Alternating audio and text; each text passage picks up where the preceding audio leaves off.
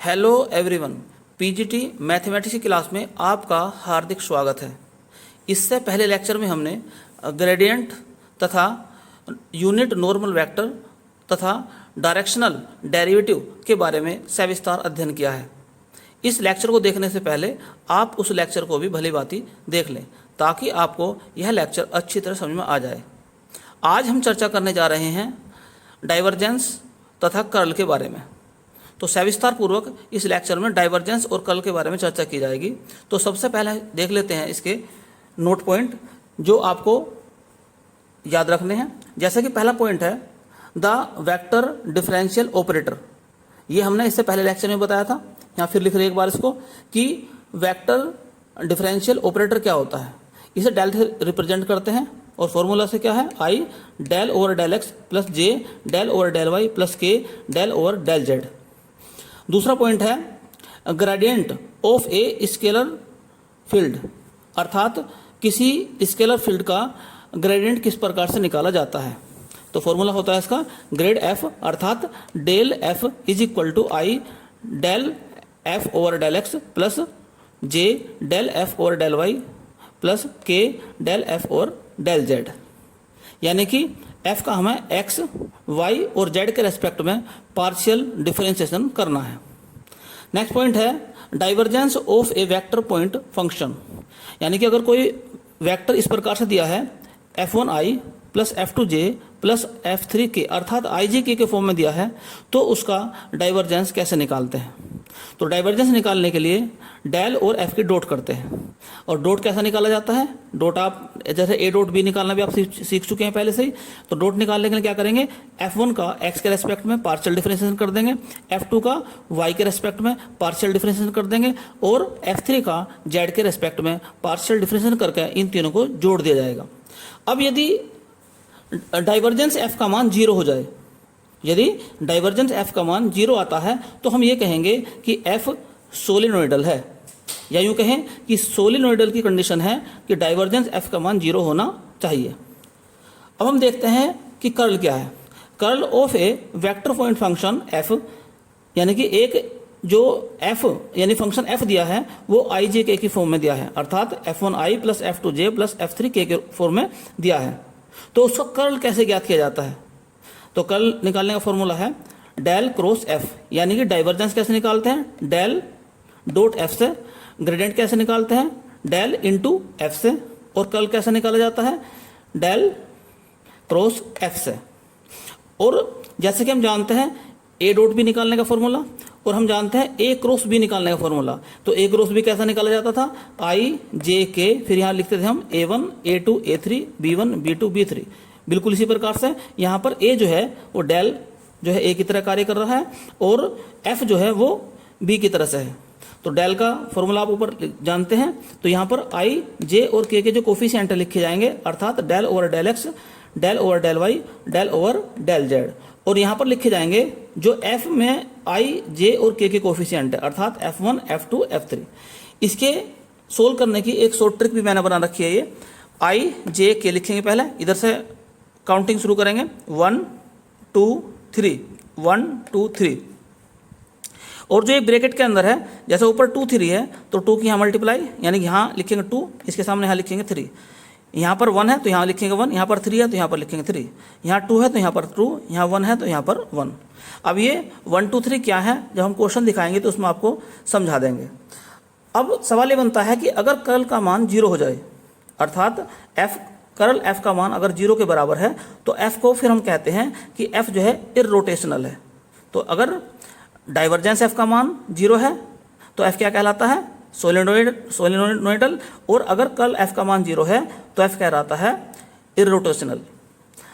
जैसे कि आप जानते हैं कि पोजीशन वेक्टर, अर्थात यदि पोजीशन वेक्टर r है तो इसे xi प्लस yj और प्लस zk के रूप में लिखा जाता है, या मानते हैं इसको। और इसका मोड कैसा निकाला जाता है, मोड निकालने की टेक्निक क्या होती है, i के कोफिशिएंट का स्क्वायर यानी कि x स्क्वायर, j के कोफिशिएंट का स्क्वायर यानी कि y का स्क्वायर और k के कोफिशिएंट का स्क्वायर यानी कि z का स्क्वायर का अंडर रूट। आइए देखते हैं एग्जाम में इससे कैसे क्वेश्चन आते हैं या आने की संभावना है। तो पहला इंपॉर्टेंट क्वेश्चन आपके सामने है जो कि पीजीटी 2003 में आया था। इस क्वेश्चन के अंदर ग्रेड कर्ल और डाइवर्जेंस तीनों ही निकालने सीख जाएंगे हम। इसमें लिखा है find divergence F and curl F where F is equal to grad x की पावर 3 प्लस वाई की पावर 3 प्लस जेड की पावर 2 माइनस 3xyz। तो सबसे पहले देखते हैं एफ। तो एफ क्या लिखा है, इसका ग्रेड निकालना हमें। तो ग्रेड कैसे निकालते हैं, सिंपल डिफरेंशिएशन करते हैं पार्शियली। तो आई, तो यहां पर लिखा जाएगा, इसका करेंगे एक्स के रेस्पेक्ट में डिफरेंशिएशन।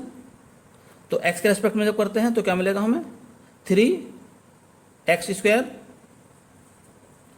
इसका करेंगे 0, इसका 0 यहां पर लिख जाएगा माइनस 3x, गायब हो जाएगा yz प्लस j। अब इसको करेंगे हम y के रेस्पेक्ट में पार्शियल डिफरेंशिएशन करेंगे इसका। तो y के रेस्पेक्ट में करेंगे तो इसका 0, यहाँ 3y², ये भी 0 हो जाएगा, यहाँ पर माइनस का 3xz। अब करेंगे z के रेस्पेक्ट में पार्शियल, तो ये 0, इसका हो जाएगा 2z, यहाँ पर हो जाएगा,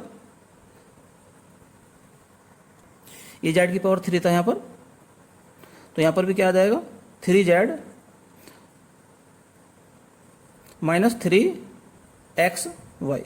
तो इस प्रकार से हमने ये इसका f निकाल लिया। अब सबसे पहले निकालते हैं डाइवर्जेंस। तो पहला पॉइंट क्या है कि हमें निकालना है इसका डाइवर्जेंस f। फॉर्मूला आप जानते हैं उसका, डेल डॉट f। डॉट कैसे निकालते हैं, अब यहां पर एक बात समझ लीजिए आप कि ये जो है तो i का कोफिशिएंट है, इसको आप मान सकते हैं f1, ये f2, ये f3। तो डाइवर्जेंस निकालने का फॉर्मूला बताया गया था आपको, del f1 over del x plus del f2 over del y plus del f3 over del z। यानी कि f1 का x के रेस्पेक्ट में करेंगे, तो ये f1 है आपका, x के रेस्पेक्ट में करो इसका, तो 6x, ये 0 हो जाएगा। f2 का करिए y के रेस्पेक्ट में, तो 6y,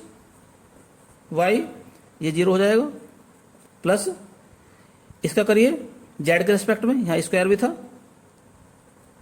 तो 6z और इसका हो जाएगा 0। तो इस प्रकार से क्या देखा हमने कि डाइवर्जेंस जो आगे निकल के 6x plus y plus z आ गया। तो जो ऑप्शन उसमें दिए हैं जिसमें 6 है, एक तो आंसर वो हो जाएगा, या तो a है या c है, यानी कि b और d तो हो ही नहीं सकते, दो ऑप्शन तो कट हो गए। अब हम निकालते हैं कर्ल।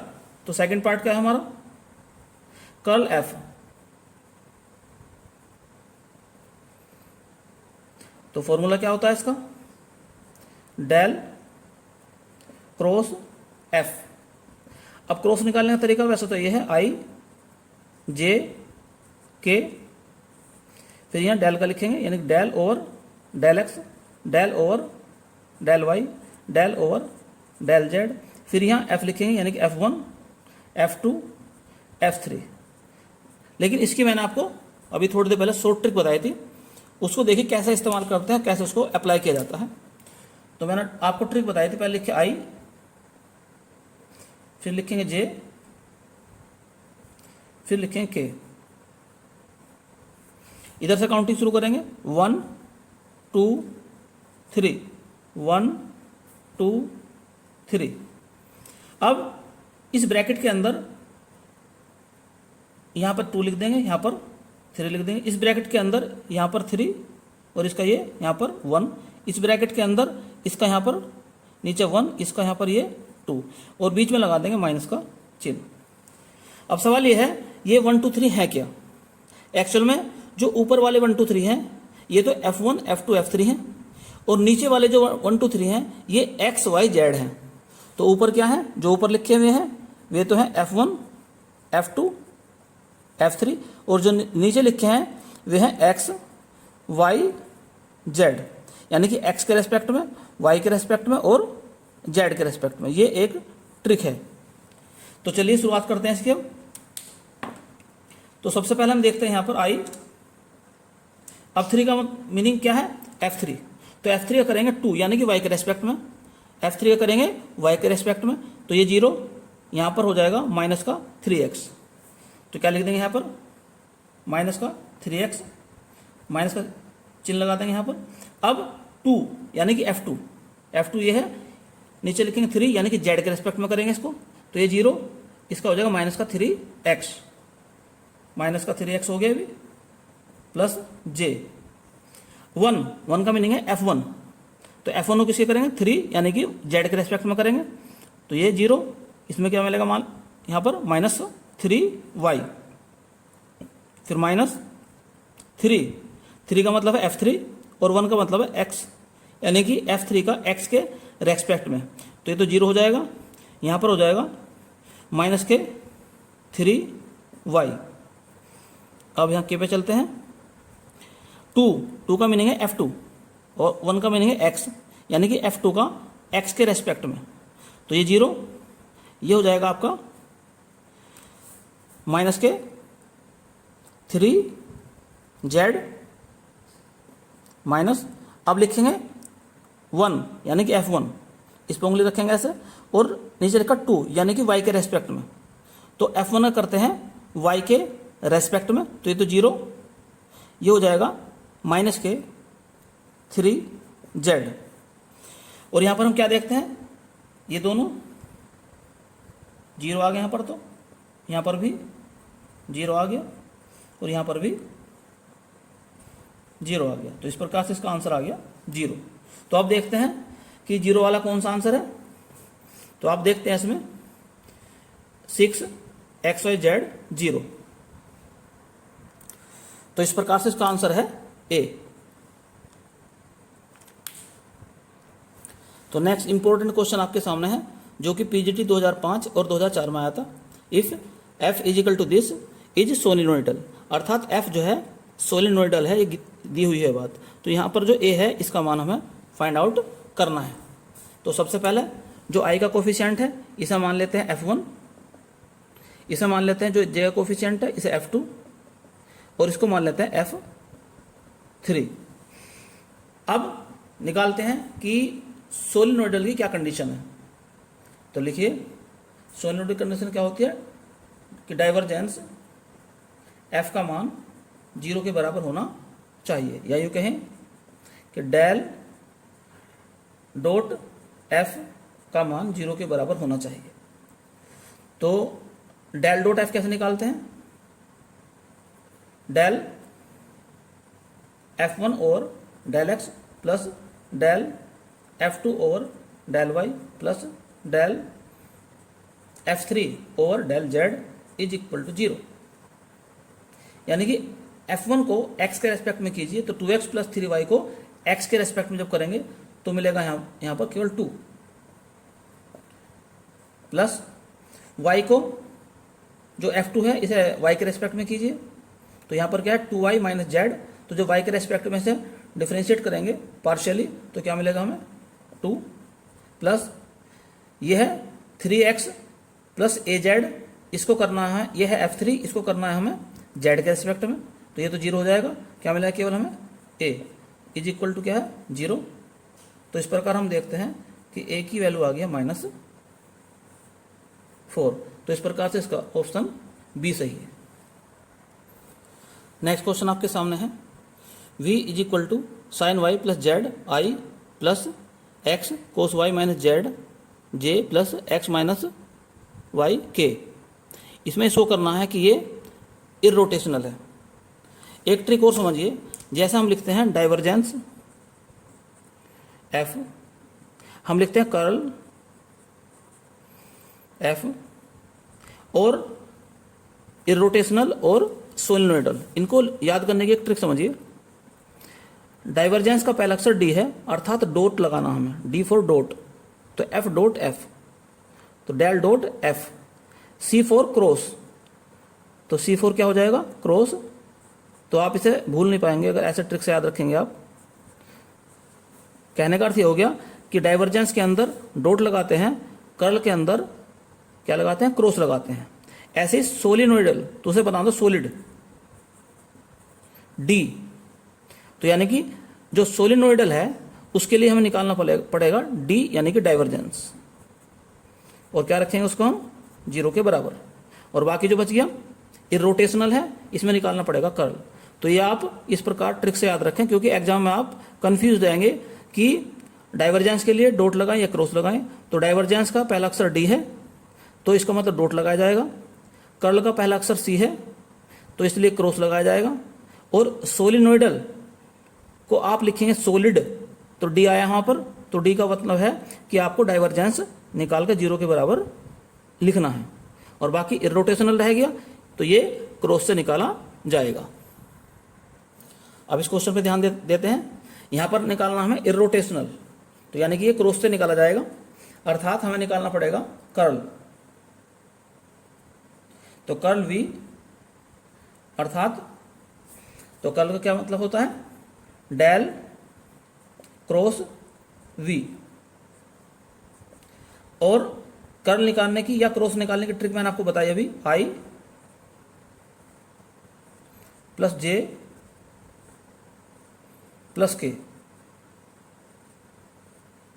और काउंटिंग की तरह लिखेंगे यहां से 1 2 3 1 2 3, और 3 और 2 है तो इसके नीचे 2 लिखेंगे, इसके नीचे 3 लिखेंगे। यहाँ 1 3 है, इसके नीचे 3, इसके नीचे 1, यहाँ पर 2 1 है, इसके नीचे 1, इसके नीचे 2, माइनस बीच में सब में लगा देंगे।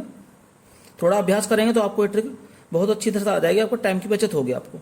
अब आप जैसे जानते हैं कि आई का जो कोफिशिएंट है वो F1 या V1, यहाँ पर V है तो V1 लिख दो, तो ये तो हो गया V1, ये हो गया J वाला, ये V2 हो गया, और ये हो गया आपका V3। ऐसे ही आप ऊपर लिख लेंगे।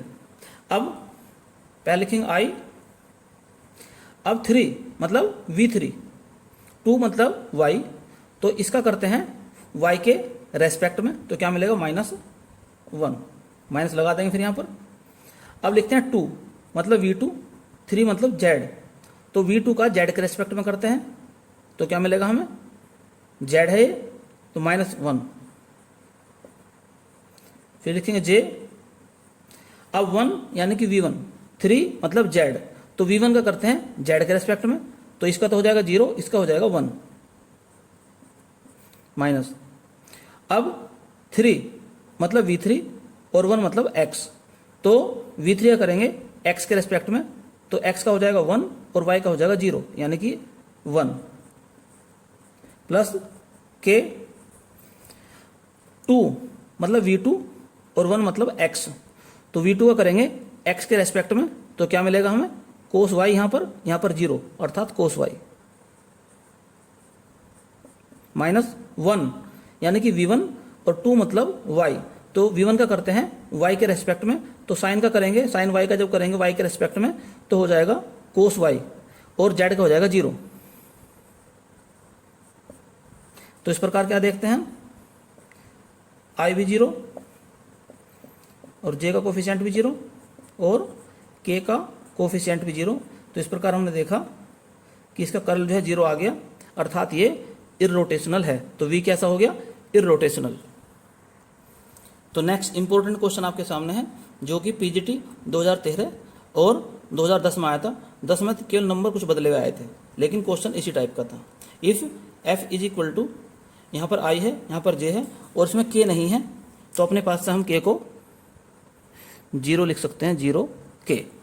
तो कहा है इसने कि ये इररोटेशनल है, तो A की वैल्यू फाइंड कीजिए। अब इररोटेशनल है, इसका मतलब क्या है, हमें इसका कर्ल जो है 0 के बराबर रखना पड़ेगा। अर्थात जब ये इररोटेशनल है, गिवन है, तो curl F is equal to 0। अब हम कर्ल निकालते हैं। कर्ल निकालने की ट्रिक मैंने आपको बताई थी अभी, I plus J plus K बराबर क्या रखेंगे, 0, क्योंकि इररोटेशनल है, अर्थात कर्ल इसका 0 है। फिर क्या नंबर तरीका बताया था, 1 2 3, 1 2 3। अब इस ब्रैकेट पे ध्यान देंगे, पहले वाले पे यहाँ पर 2 है तो यहाँ पर नीचे 2 लिखा जाएगा, यहाँ पर 3 है तो इसके नीचे 3 लिखा जाएगा, यहाँ पर 3 और इसका यहाँ पर 1, ऐसे यहाँ पर 1, यहाँ पर 2 और बीच में माइनस का सिंबल इसमें लगा देंगे। अब 1 2 यानी कि F1, ये तो F1 हो गया, ये हो गया F2 माइनस के साथ में, और ये हो गया F3।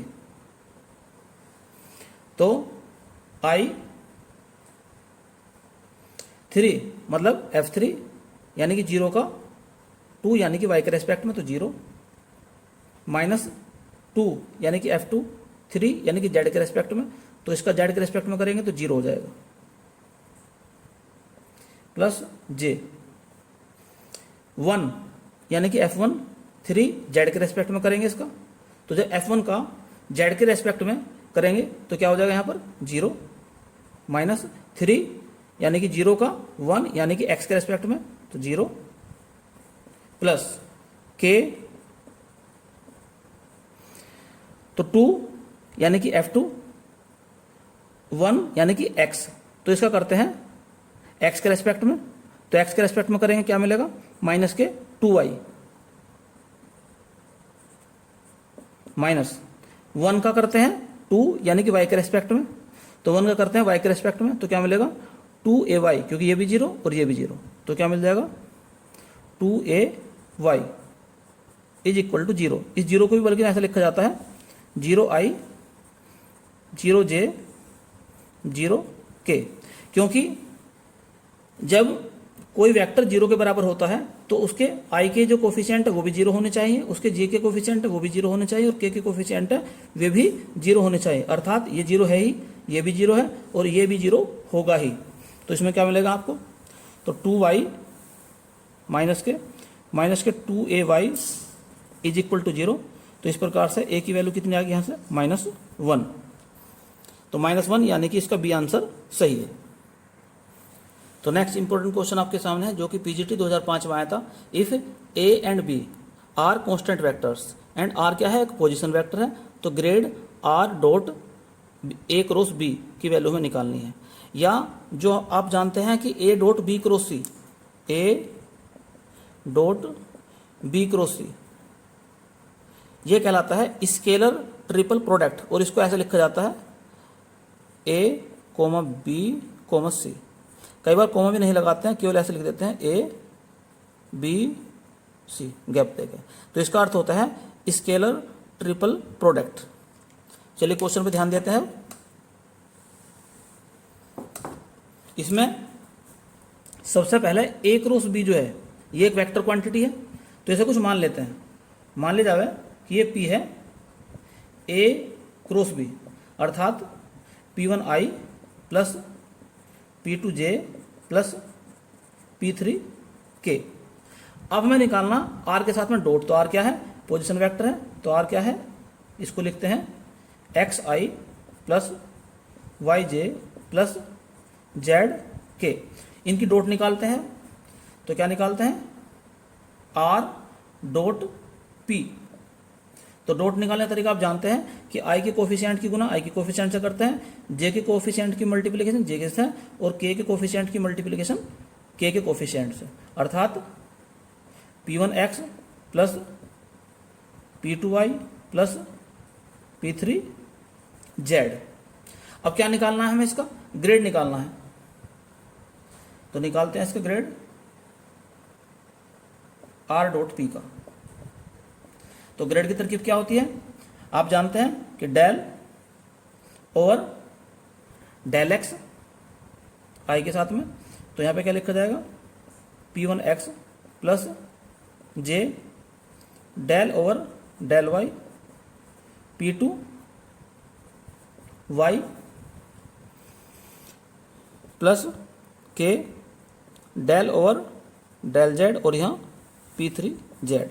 अब चूंकि क्वेश्चन ऊपर लिखा है कि a और b क्या है, वो कांस्टेंट है, तो इसका मतलब क्या हो गया, a और b जब कांस्टेंट है तो p1 p2 और p3 भी कांस्टेंट हो जाएंगे, अर्थात p1 बाहर निकल जाएगा, x के रेस्पेक्ट में जब करेंगे x का तो 1 हो जाएगा।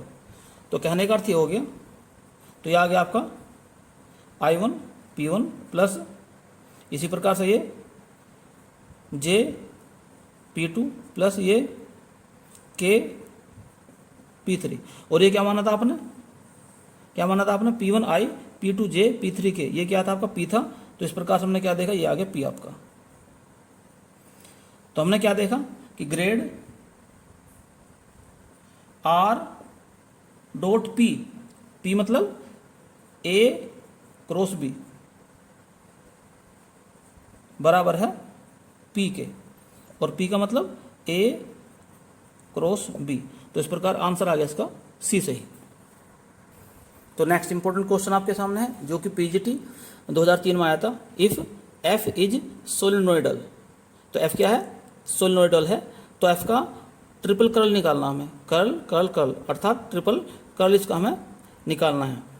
तो जैसे कि लिखा है F क्या है, सोलेनोइडल है, तो सॉलिड यानी कि D अर्थात डाइवर्जेंस इसका 0 के बराबर होगा। तो कहने का अर्थ क्या हो गया कि इसका डाइवर्जेंस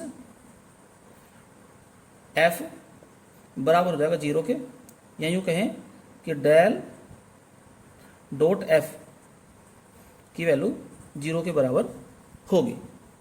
और डेल का अर्थ क्या होता है, तो डेल का अर्थ होता है I del over del x plus j del over del y plus k del over del z dot F. F क्या होता है, F1I plus F2J plus F3K is equal to 0। या डायरेक्ट लिख देते हैं हम इसको, ऐसे भी लिख सकते थे कि del F1 over del x del F2 over del y plus del F3 over del z बराबर 0। इसका अर्थ ये हो गया कि ये अलग अलग भी 0 के बराबर होंगे, अर्थात del F1 over del x बराबर 0, del F2 over del y is equal to 0, और del F3 over del y और del z is equal to 0। और आप जानते हैं अगर डिफरेंशियल कोफिशिएंट का मान 0 के बराबर है तो उस फंक्शन की वैल्यू जो है वो कांस्टेंट के बराबर होगी, यानी कि F1 is equal to C1, और C1 क्या है, कांस्टेंट है। F2 is equal to C2 यानी कि कांस्टेंट, तो F3 C3 यानी कि कांस्टेंट। अब आपने क्या देखा कि F क्या था आपका, F1I plus F2J plus F3K था, तो F आपका है F1 यानी कि C1I plus C2J plus C3K है। अब आपको निकालना है कर्ल, तो इसका कर्ल निकालते हैं, कर्ल F। तो ट्रिक क्या बताई मैंने आपको अभी, I plus J plus K। तो यहां पर लिखें 1 2 3 1 2 3, फिर यहाँ पर इनमें है 3 2 यानी कि 2 नीचे यहाँ पर 3, यहाँ पर 3, यहाँ पर 1, यहाँ पर 1, यहाँ पर 2, और बीच में माइनस। अब F1 क्या है, C1, F2 क्या है, C2, F3 क्या है, C3, और 2 का मतलब y के रेस्पेक्ट में, 3 का मतलब z के रेस्पेक्ट में, 1 का मतलब x के रेस्पेक्ट में। तो जब F3 यानी कि C3 का y के रेस्पेक्ट में करेंगे तो 0, यहाँ पर F2 का z के रेस्पेक्ट में करेंगे तो 0, क्योंकि कांस्टेंट है। तो इस प्रकार से हम देखते हैं कि कर्ल का मान जो है वो 0 के बराबर आ जाएगा। तो कर्ल कितना आ गया इसका, 0 के बराबर। फिर इसका एक कर्ल और निकालेंगे तो वो भी 0 के बराबर, 3 कर्ल निकालेंगे वो भी 0 के बराबर। तो कहने का अर्थ ये हो गया इसमें कि इसका ऑप्शन आ जाएगा नन ऑफ दीज। तो नेक्स्ट इंपॉर्टेंट क्वेश्चन आपके सामने है, curl of gradient of phi that is del cross del phi की वैल्यू कितनी होगी। तो फाई का अर्थ यहां पर होता है कि स्केलर फंक्शन। स्केलर फंक्शन क्या होता है, यानी कि जो फाई है, फाई का अर्थ है स्केलर फंक्शन, अर्थात इसमें एक्स वाई जेड तो हैं लेकिन आई जे के नहीं है, अर्थात ये जो है आई जे के से स्वतंत्र है। तो अब इसका निकालते हैं हम, पहले डेल निकालते हैं, तो डेल फाई, तो डेल फाई का क्या अर्थ हो जाएगा, i del phi over del x plus j del phi over del y plus k del phi over del z. अब निकालते हैं इसका कर्ल, और सोच के देखो कि इसको मान लिया अगर हम एफ, तो ये हो जाएगा इतना F1, ये हो जाएगा आपका F2 और ये हो जाएगा आपका F3। तो हमें निकालना है इसका कर्ल, अर्थात कर्ल F निकालना है एक तरह से देखा जाए तो क्या निकालना है, कर्ल डेल फाई। तो कर्ल की क्या ट्रिक बताई थी आपको अभी, I प्लस जे प्लस के, 1 2 3 1 2 3, यहाँ पर 2 3 3 1 1 2 माइनस माइनस माइनस। तो क्या मीनिंग हो गया इसका, 3 यानी कि F3 को 2 यानी कि y के रेस्पेक्ट में और z के रेस्पेक्ट में पहले से ही था, तो डबल डिफरेंशिएशन हो गया। एक तो है z के रेस्पेक्ट में और एक हो गया आपका y के रेस्पेक्ट में, माइनस अब 2 यानी कि F2 यानी कि जो y के रेस्पेक्ट में है और 3 यानी कि z के रेस्पेक्ट में, तो ये भी डबल डिफरेंशिएशन हो गया y और z के रेस्पेक्ट में। इसी प्रकार से आगे भी लिख देंगे। तो यहाँ पर हम क्या देखते हैं, एक पॉइंट याद रखना, ये पार्शियल डिफरेंशिएशन के अंदर होता है कि del square phi over del x del y या del square phi over del y del x, अर्थात तो जो नीचे लिखे हुए हैं डेल एक्स और डेल वाई, इनको आपस में इंटरचेंज कर सकते हैं। तो यहाँ पर भी कुछ ऐसा ही है, ये डेल जेड डेल वाई, यहाँ पर डेल वाई डेल जेड, और ये दोनों इक्वल हैं, अर्थात इसकी पूरे की वैल्यू कितनी हो जाएगी, 0। इसी प्रकार से आप आगे निकाल के देखना, तो वो भी 0 हो जाएगा और थर्ड वाला भी 0 के बराबर हो जाएगा। इस प्रकार से आंसर इसका आ जाएगा 0, अर्थात इसका ऑप्शन बी सही होगा।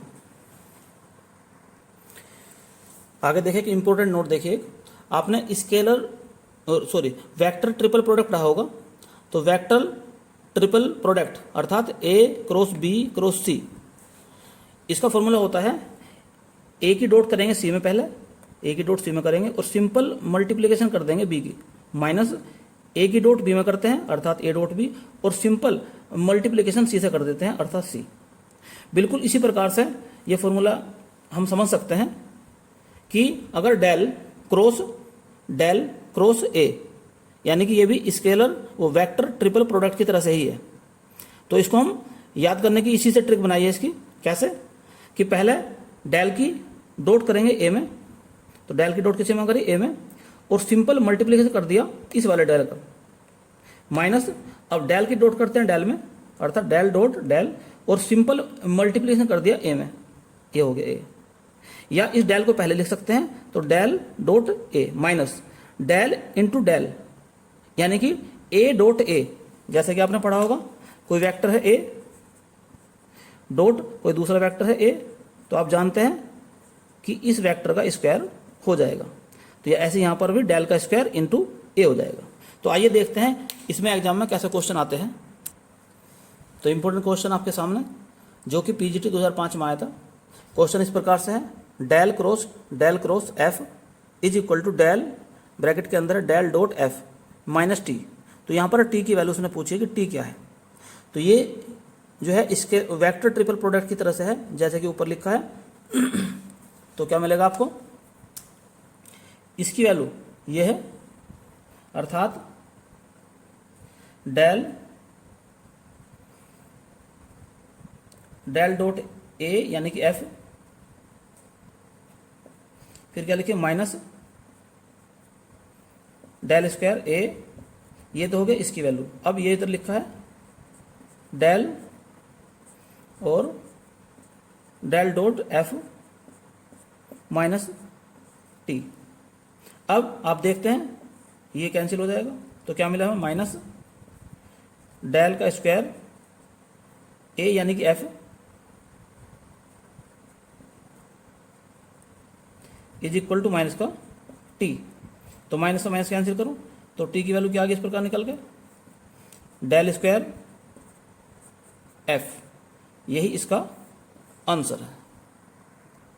तो नेक्स्ट क्वेश्चन आपके सामने है जो कि पीजीटी 2009 में आया था। एफ की वैल्यू दी है और क्या पूछा है, डाइवर्जेंस कर्ल एफ। तो पहला निकालते हैं कर्ल एफ इसका। तो कर्ल के लिए जो आई का कोफिशिएंट है ये आपका है F1, जो जे का कोफिशिएंट है ये आपका है F2 और जो के का कोफिशिएंट है ये आपका है F3। तो पहले निकालते हैं कर्ल इसका, कर्ल F। तो ट्रिक मैंने आपको बताई, I plus J plus K।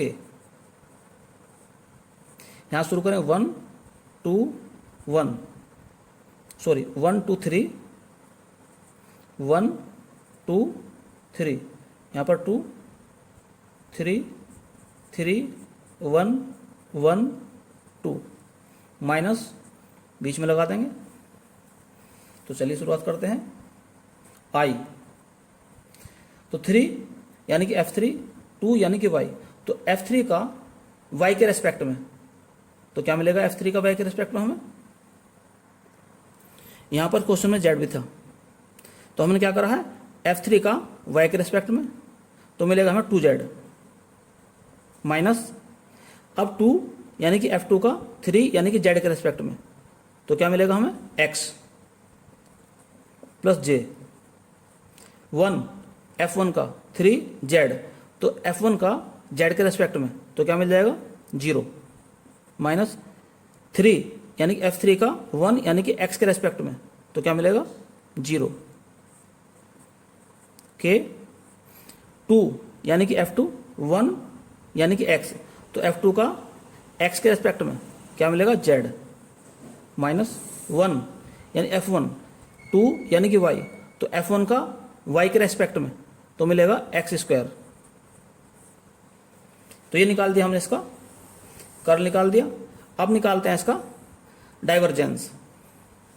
तो डाइवर्जेंस निकालते हैं इसका कर्ल का ही, यानी कि अगर आप इसको P मान लो, क्या मान लो, जो आंसर निकल का है इसको P मान लो अगर आप, तो ये हो जाएगा आपका P1 एक तरह से, ये हो जाएगा आपका P2 0 जो है, ये हो जाएगा आपका P3 और यहां पर लिख सकते हैं डाइवर्जेंस P। तो P का डाइवर्जेंस कैसे निकालते हैं, तो डेल P1 और del X plus del P2 और del Y plus del P3 और डेल Z, यानी कि P1 का X के रेस्पेक्ट में, इसका करते हैं X के रेस्पेक्ट में, तो क्या मिल जाएगा 0 और यहां पर -1 प्लस P2 इसका करते हैं Y के रेस्पेक्ट में 0 का, तो 0 हो जाएगा प्लस P3 इसका करते हैं Z के रेस्पेक्ट में, तो मिलेगा 1। तो क्या देखा आपने -1 प्लस 1 अर्थात 0। तो आंसर क्या आ गया इसका 0। तो नेक्स्ट इंपॉर्टेंट क्वेश्चन आपके सामने है जो कि पीजीटी 2009 में आया था। If A is a constant vector, तो A क्या है, एक कॉन्स्टेंट वेक्टर है, अर्थात हम A को इस प्रकार से मान सकते हैं कि जिसमें X Y Z ना हो। तो A को क्या मान सकता हूं मैं, A1I plus A2J plus A3K ऐसा मान सकता हूं। या एक शॉर्ट ट्रिक ये भी है इसकी कि आप इसको A1I प्लस A2J अर्थात इसे 0 मान सकते हैं, आप यहाँ पर 0 मान सकते हैं यहाँ पर, और ऐसे ही A3 को भी आप 0 मान सकते हैं। अब भी ये कॉन्स्टेंट वेक्टर ही है, अगर आप 0 मान लेंगे तो आपका क्वेश्चन करना आसान हो जाएगा। तो इस प्रकार से हम ये देखते हैं, अगर आप ध्यानपूर्वक देखोगे तो यहाँ वेक्टर ए का अर्थ हो गया अब सिंपल सा A1I हो गया। अब हम क्या काम करेंगे, आर क्या मानते हैं। अब जैसा कि आप जानते हैं आर को, तो आर माना जाता है XI plus YJ plus ZK। अब इनका निकालते हैं क्रॉस, तो R क्रॉस A। तो क्रॉस कैसे निकालते हैं, I J तो R के कोफिशिएंट लिखेंगे, यहाँ X Y यहाँ Z, और A के कोफिशिएंट लिखेंगे A1 0 0। तो अब आप इसको सरल करेंगे, तो I पे उंगली रख लेंगे तो हो जाएगा 0 इसका, तो फिर J, तो तो जे में क्या मिलेगा आपको, तो यहाँ मिलेगा आपको A1 Z माइनस 0 और के में फिर आपको मिल जाएगा 0 माइनस A1 Y। तो अब आप क्या काम करेंगे, यहाँ से यहाँ मिलेगा आपको I0 plus J A1 Z plus के माइनस का A1 Y, ये मिलेगा आपको। अब हमें निकालना है A के साथ में इसका क्रॉस, तो A cross R cross A, यानी कि फिर एक बार से सारणिक बनाएंगे I J और K।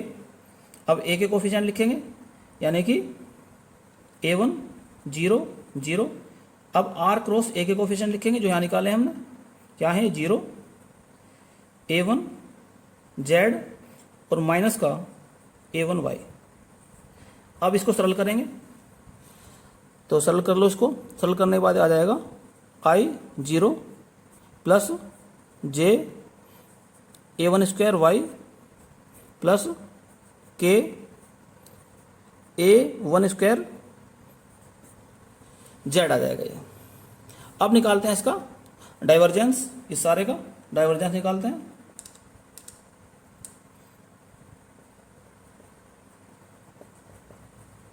तो डाइवर्जेंस की क्या ट्रिक है निकालने की, del over del x i के कोफिशिएंट का 0 plus del over del y j के कोफिशिएंट का, तो A1 square y plus del over del z जो आपका के का कोफिशिएंट है, अर्थात A1 के स्क्वायर का जेड। तो ये तो हो जाएगा जेड 0 हो जाएगा ये तो आपका, और यहाँ y के रेस्पेक्ट में कर रहे हैं तो y का हो जाएगा 1, यानी कि A1 का स्क्वायर आ गया यहाँ पर। ऐसे यहाँ पर z का हो जाएगा 1, तो A1 का स्क्वायर आ गया यहाँ पर भी, तो यानी कि 2A1 का स्क्वायर। और आप एक बात जानते हैं अच्छी तरह से कि किसी भी वेक्टर क्वांटिटी का स्क्वायर जो है उसके मैग्नीट्यूड के स्क्वायर के बराबर होता है। अर्थात इसको मैं लिख सकता हूँ इस प्रकार से भी कि A1, यानी कि इसको लिख सकता हूँ मैं ऐसे कि वेक्टर इस प्रकार से। तो ऑप्शन इसका जो सही हो जाएगा ए हो जाएगा। तो नेक्स्ट इंपॉर्टेंट क्वेश्चन आपके सामने है, find the constant a b and c show that the vector F is irrotational. तो वेक्टर एफ क्या है, इररोटेशनल है, अर्थात इसका जो कर्ल होगा वो 0 के बराबर होगा। तो सबसे पहले निकालते हैं इसका कर्ल, और आप जानते हैं कि आई का कोफिशिएंट ये हो गया आपका F1, जे का कोफिशिएंट ये हो जाएगा F2 और के का कोफिशिएंट ये हो जाएगा F3। तो सबसे पहले निकालते हैं कर्ल। तो कर्ल F ट्रिक आपको मालूम है, I प्लस जे प्लस के, 1 2 3 1 2 3, यहाँ 2 यहाँ 3 3 1 1 2 माइनस माइनस माइनस। चलिए शुरुआत करते हैं। I 3 मतलब F3, 2 मतलब Y, तो इसका करते हैं Y के रेस्पेक्ट में। तो क्या मिलेगा हमें, केवल ये 0 ये भी 0, केवल मिलेगा C। तो क्या लिखेंगे यहाँ पर C, फिर माइनस।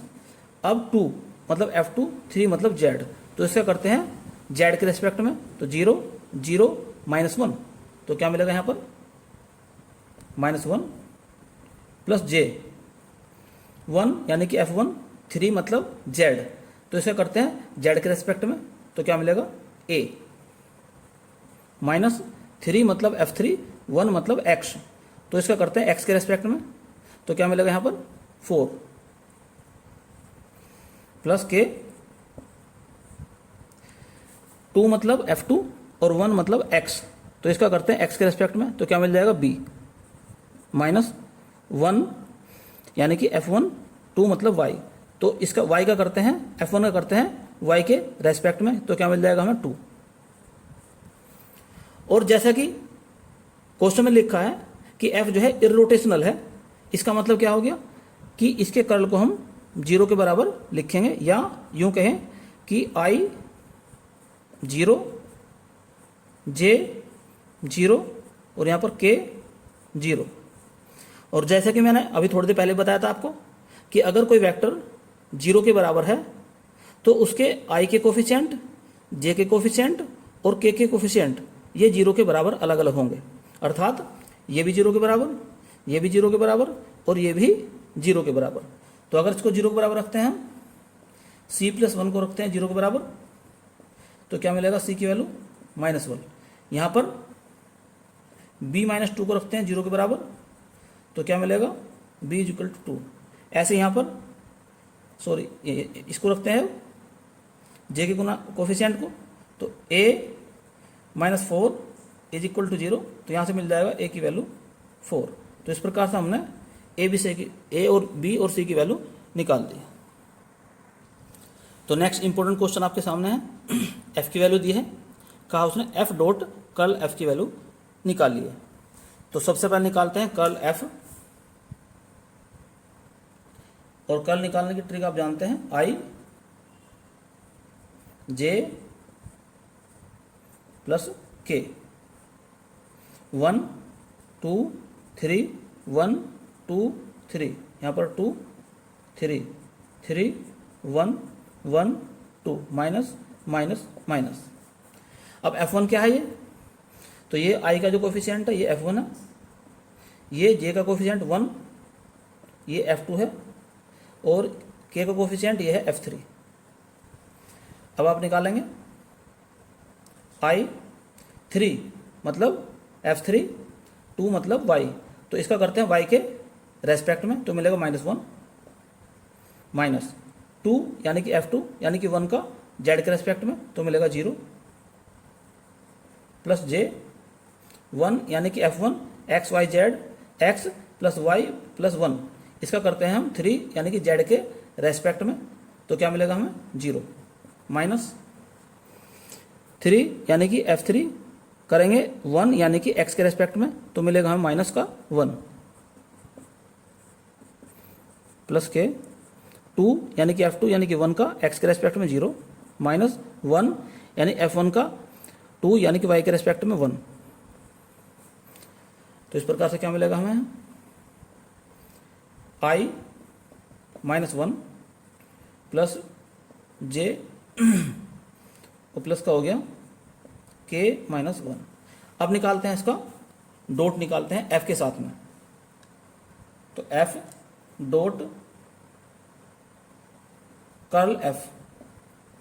तो डॉट की ट्रिक क्या होती है कि F मतलब F1 F2 F3, तो F1 × -1 plus F2 × 1 plus F3 × -1।